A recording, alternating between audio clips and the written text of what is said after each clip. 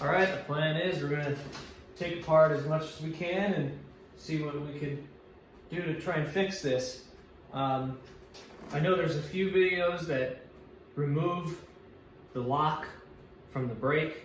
We're gonna try and fix it and see if we can adjust it rather than remove that feature first. And if not, then we'll remove it. First thing we're gonna do is remove the second seat. Now we're gonna remove the driver's seat. Next, we're gonna take off these 2 screws and these 4 plastic poppers.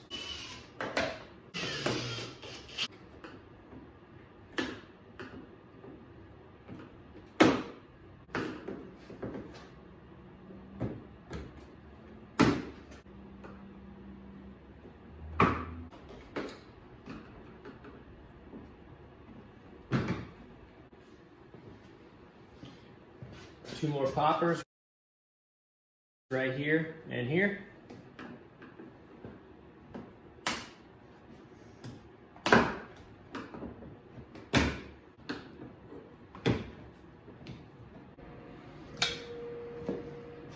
$10mm bolt here and here.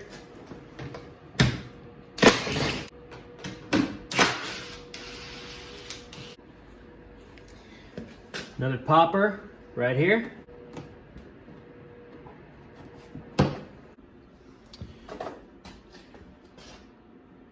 Three 10mm bolts to take off the plastic clutch covering here, here, and here. To get the right-sided black plastic cover off, or the lower plastic cover, you're gonna pull out here. There's 2 pop tabs here and here, and you're gonna lift up on the back. Going under the right front wheel, you're gonna need to remove 4 10mm bolts. One right here. Number 2. Number 3, and number 4. Next, you're gonna pull this plastic piece back, down and back, but be careful because underneath there's 1 screw right up there, right there, that you need to remove with a screwdriver before you take this plastic piece off. Red flag. There's also 1 more screw up on this part. If you look, if you try to pull it off, there's actually a screw right up in there, right there. So I'm gonna have to take that off with a screwdriver. Looks like the manufacturer left me a nice present from their painting. A little piece of Scotch tape. Ah, that felt so good. Okay, let's move on. Okay, good work. We have the foot pedal exposed. So the foot pedal connects to this mechanical device here, which puts pressure on the brake system. And we have some lines coming out. 1, 2, 3, 4. Now that we have all the pieces taken out on this bottom plastic piece, we'll try the same move to remove this piece by pulling out here. We have 2 pop tabs, one right here and one right here. And then let's pull up, and there we go. Comes right off. On this side, we have 3 more bolts, 10mm again, so it's nice they're making everything the same size.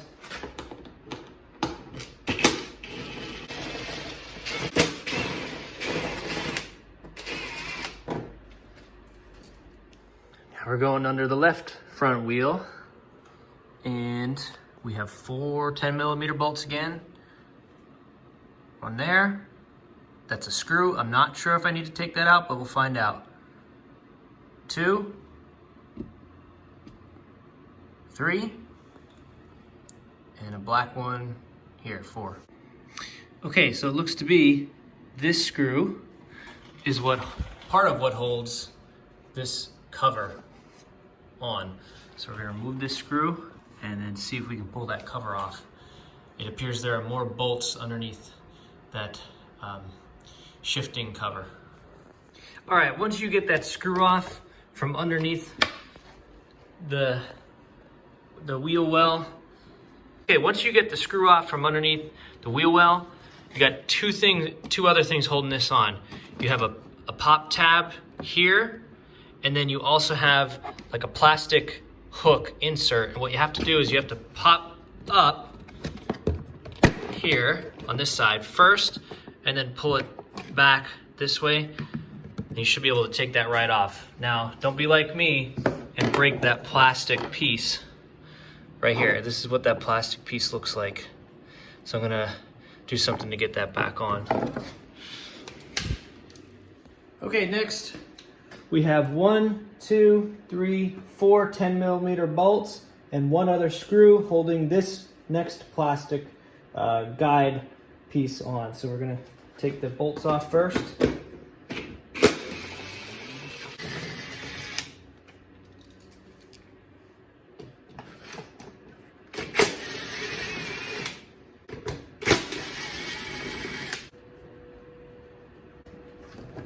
This piece comes right off. This plastic piece will probably pop right off, but remember there's probably screws underneath. So we're gonna take off this cover here. We got 2 10mm bolts holding it on, one here, one down here, and one right here.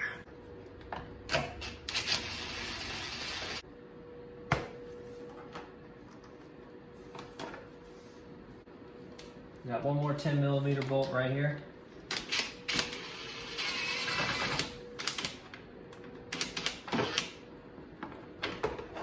But there's one more that I gotta take off right up there. I don't know if you can see it up there. I took that one off, but now I need to take that one right there.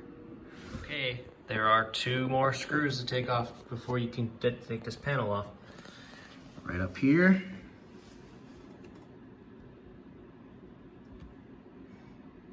Can you see it? One there. And it's way in there. I'm gonna have to take this one off first to show you. Okay, it's very difficult to get to that screw.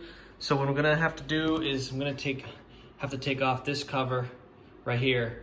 So it looks like there's 4 plastic pushers there. 1, 2, 3, 4 over there,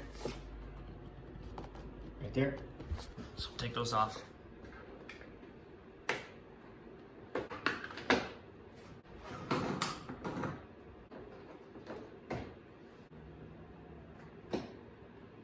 Okay, now I think I can finally get to that screw.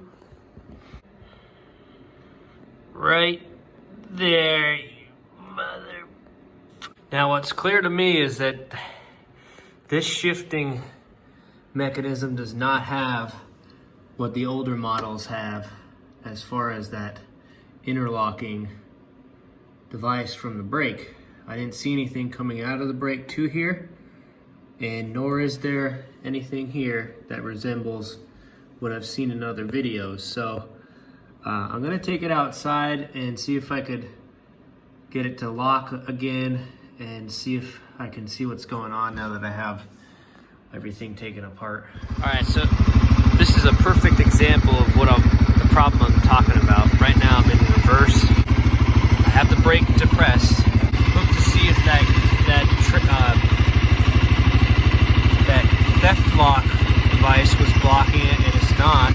It doesn't look like it's compromised anywhere else. You know? Everything else looks tight and fitted. So. All right, so after some more testing outside, it seems that the issue only seems to happen when there's pressure on the drivetrain. It occurs also when I was snowing plow a week ago, when I would push the snow into a pile and even on flat ground, and then I try to go from low to reverse. So for now I can solve the problem by rocking back and forth, meaning forward and backward, and that seems to mitigate the problem each time. So unless I'm in a sticky situation.